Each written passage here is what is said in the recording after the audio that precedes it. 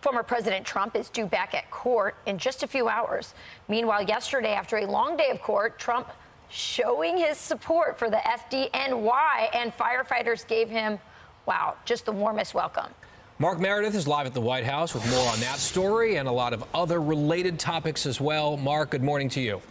Guy, good morning to you. A lot of news to get to this morning. As you mentioned, former President Trump is due back in court roughly 2 hours from now. He's made it almost a tradition to stop and talk to the press as he goes in and out of the courtroom. And yesterday, as he was leaving, reporters asked him when he's going to announce his running mate for this November.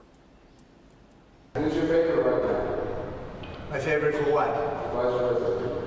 Oh, who's my favorite for Vice President? Well, I'll be making that determination sometime prior to the convention. After court, you could see the former president stopped at this firehouse. There was some applause as he was delivering some pizza, meeting with members of the FDNY. And you can see this was happening right after court yesterday.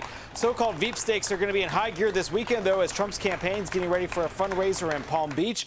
Among the men rumored to be on the short list, North Dakota Governor Doug Burgum, Florida Senator Marco Rubio, South Carolina Senator Tim Scott, and Ohio Senator J.D. Vance. Vance told Fox just the other day that he has not had conversations with Trump about the VP role.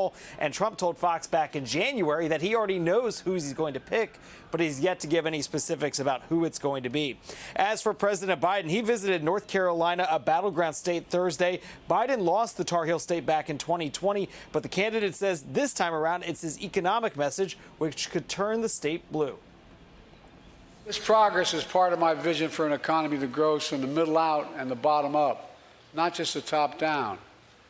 I'm sick and tired of trickle-down economics.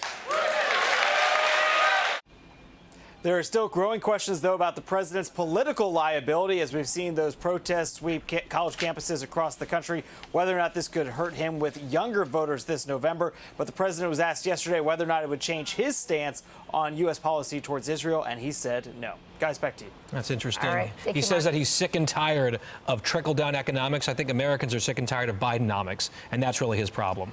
I think trickle-down economics is precisely what Hunter Biden and he were all about right there. I'm Steve Doocy. I'm Brian Kilmeade. And I'm Ainsley Earhart. And click here to subscribe to the Fox News YouTube page to catch our hottest interviews and most compelling analysis.